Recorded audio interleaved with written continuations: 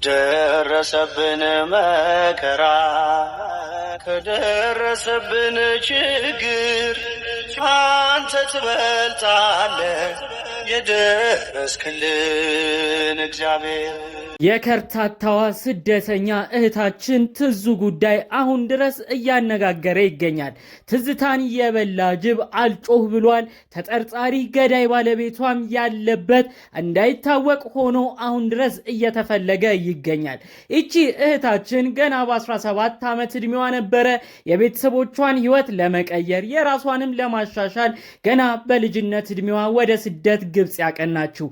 ይሁን እንጂ ባመነችው የሕይወቴ አጋር ይሆናል ብላም ባሰበችው ክብረ ድንግልናዋም ጠብቃ ኖራ አሳልፋ በሰጠችው በዚህ ግለሰብ የሕይወቷ ፍጻሜ እንደሆነ መረጃዎቹ ተሰምተዋል። ከሞቱ አሟሟቱ እንዲሉ የትዝታ አሟሟት እጅግ አሰቃቂ እንደነበረ በዙሪያዋ የነበሩ የቅርብ ሰዎች የመጨረሻ አስክሬኗን ያዩ ግለሰቦች ተናግረዋል።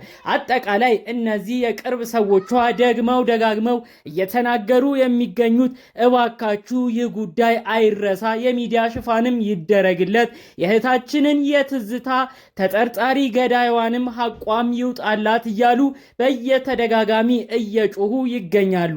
እባካችሁ ይህ ግለሰብ ካለበት ቦታ እንዲያዝም እርዱን ሲሉ ተደምጠዋል። ትዝታ እንደ ማንኛውም ኢትዮጵያዊ ወጣት ልጅ የራሷን ሕይወት እንደምንም እየቀየረች ቤተሰቦቿን የምታስተዳድር ታናሽ እህትና ወንድሞቿን የምትረዳ ግለሰብ ነበረች። እህታችን ትዝታ በግብጽ 10 ዓመታትን ያህል ኖራለች። በግብጽ በነበራት ቆይታ ከስራ ጎን ለጎን ቤተክርስቲያንን በቀና ልብ ስታገለግልም ኖራለች። ትዙ በስደት ሆና ያጠራቀመችው ገንዘብ ቤት ውስጥ እንደምታስቀምጥ የቅርብ ሰዎቿ ተናግረው ነበር። ታዲያ እንግዲህ ይህ ተጠርጣሪ ባለቤቷ ከቦርሳዋ ከተለያዩ ገንዘብ ከምታስቀምጥበት ቦታዎች ሁሉ ገንዘቦቿን፣ ሌሎች ንብረቶቿን፣ ወርቆቿን ሁሉ ይዞ እንደተሰወረ እነዚህ የቅርብ ሰዎች ስለ ጉዳዩ በደንብ ተንተን አድርገው ተናግረዋል።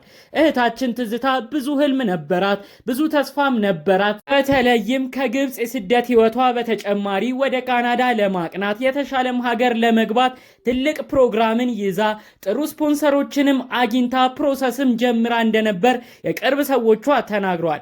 ይህንን ሁሉ ፕሮሰስ የተወችው በቅርቡ ያገባችውን ያመነችውን ሰውን ምክንያት በማድረግ ከሱ ጋርም የወደፊት ህይወቴ ይሳካልኛል ብላ በማሰብ በተለይ በአባቶች ግፊት ይህ ግለሰብ እንደመጣ በማመን እሱን አምና የካናዳ ፕሮሰሷም ላይ ወስና ይህን ግለሰብ እንዳገባችው የቅርብ ሰዎቿ ተንትነው ተናግረዋል።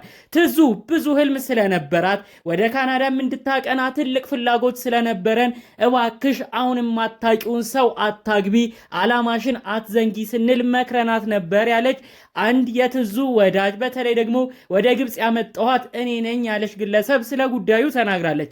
ይሁን እንጂ ትዙ በወቅቱ እምቢ ብላ አላገባም ብላ ስትቀመጥ ይህ ተጠርጣሪ ገዳይ ባለቤቷ በአባቶች አስለምኖ በአባቶች ሽምግልና አስልኮ እንዲሁም በተለያዩ በምትቀርባቸው ሰዎች እየጨቀጨቀም ጭምር ትዙ እንድታገባው አስለምኖ ነው ያገባት ስትል ተሰምታለች። ታዲያ የእህታችን ትዙ የቅርብ ዘመድ ነኝ ያለችዋ ግለሰብ እኔ በሰርጓ ዕለት አልተገኘውም ነበረ፣ እሱን እንድታገባም ፍቃደኛ ስላልነበርኩ በሰርጓ ቦታ እኔም ባሌለሁበት በድብቅ ነበር ጋብቻ ሁኔታቸው የነበረው፣ ይህም ያንገበግበኛል ስትል ነው የተሰማችው። አያይዛም ይህ ግለሰብ እህታችንን ከኛ እጅ ፈልቅቆ አውጥቶ ይኸው አጎደለብን፣ ከንቱም አስቀረብን እያለች በምሬት ሆና ስለ ጉዳዩ ተናግራለች። ኢትዮጵያ ያሉት የትዙ እህት ወንድሞችም አገባች የተባለውን ግለሰብ በቅጡ እንደማያውቁት መረጃቸውን ገልጸዋል። በተለይ የትዙ ወንድም የሞተች ሰሞን በሰጠው መግለጫ እንዲህ ብሎ ነበረ። እህታችን ትዝታ ባለቤቷ እኛ ወንድሞቿን እንዲተዋወቅ ጥረት አድርጋ ነበረ። ይሁን እንጂ ፍቃደኛ የሆነላት አልመሰለንም።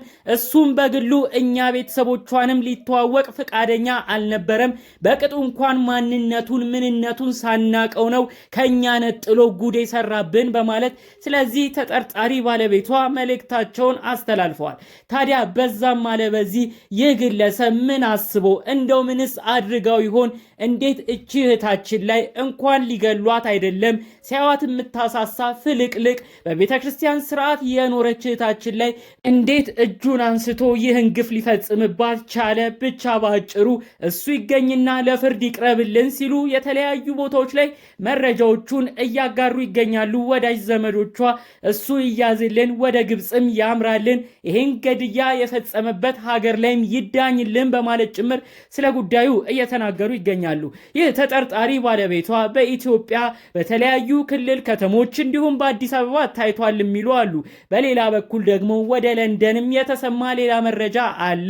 በለንደን የአየር ማረፊያ ከአውሮፕላን ሲወርድ የተያዘ ግለሰብ አለ። ይህ ግለሰብም ከግብፅ ግድያ ጋር የተያዘ ነው እየተባለም እየተወራ ነበር በወቅቱ ሲሉ ሌሎች ተሰምተዋል። ይሁን እንጂ የእውነት በለንደን የተያዘው ግለሰብ እውነት የትዙ ገዳይ ተጠርጣሪ ባለቤቷ ይሁን አይሁን የተጣራ መረጃ የለም። አሁን ድረስ ቤተሰቦቿ እኛ እውነታውን ነው የምንፈልገው፣ እሱም ተይዞ ለሕግ እንዲቀርብልን ነው ፍላጎታችን፣ እሷን አንድ ያተናታል፣ ባይሆን እሱ ተይዞ ፍርዱን ሲያገኝ ትንሽ ረፍት እናገኝ ይሆናል ሲሉ ስለ ጉዳዩ ጠቅለል አድርገው ተናግረዋል። በተለይ በለንደን ተይዟል፣ ይህ ግለሰብን በቁጥጥር ስር ውሏል ተብሎ እየተወሩ ስላሉት መረጃዎች የትዙ የቅርብ ቤተሰቦቿ ምንም አይነት ማረጋገጫን መስጠት አልቻልንም፣ ጉዳዩን ወይ ለንደን ያሉ ሰዎች ያተጣራውን መረጃ ቢያካፍሉን፣ ካልሆነም እኛ ወደዛ ሀገር አቅንተን እውነት በለንደን በሚገኘው ፖሊስ ጣቢያ የተያዘው ግለሰብ የእህታችን ገዳይ መሆን አለመሆኑን ማረጋገጥ እንድንችል የተለያዩ መንገዶች ቢመቻቹልን ደስ ይለናል ሲሉ መልእክታቸውን አስተላልፈዋል። እንግዲህ ጠቅለል ባለመልኩ የትዙ ተጠርጣሪ ገዳይ ባለቤቷ እንዲያዝ ብዙዎች ርብርብ እያደረጉ ይገኛሉ። በተለያዩ ዓለም ሀገራት የሚገኙ ኢትዮጵያን በተለይ ይህንን አሰቃቂ ግድያ የሰሙ ሁሉ ጉዳዩን ተጠይፈዋል።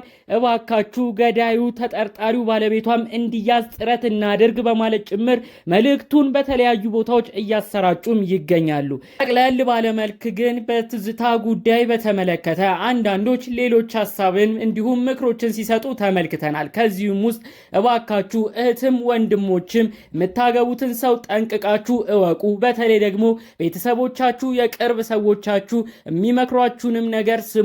አለበለዚያ በህይወታችሁ መክፈል የሌለባችሁን ዋጋ ትከፍሉበት የሚሆነው ትዳር ውስጥ ትገቡ ይሆናል። ጠንቀቅ ብላችሁ አስቡ ሲሉ መልእክታቸውን አጋርተዋል። ጠቅለል ባለመልኩ እንግዲህ ይዘንላችሁ የመጣ ነው ከሰሞኑ ወዲያ ወዲህ ሲሉ ከቆዩት ጉዳዮች በተለይ ደግሞ እህታችንን ስደተኛዋን ትዙን የተመለከቱ ነበሩ። በሌሎች ቪዲዮዎች እስክንገናኝ ድረስ ሰላሙን ሁሉ ተመኘውላችሁ። ሰላም።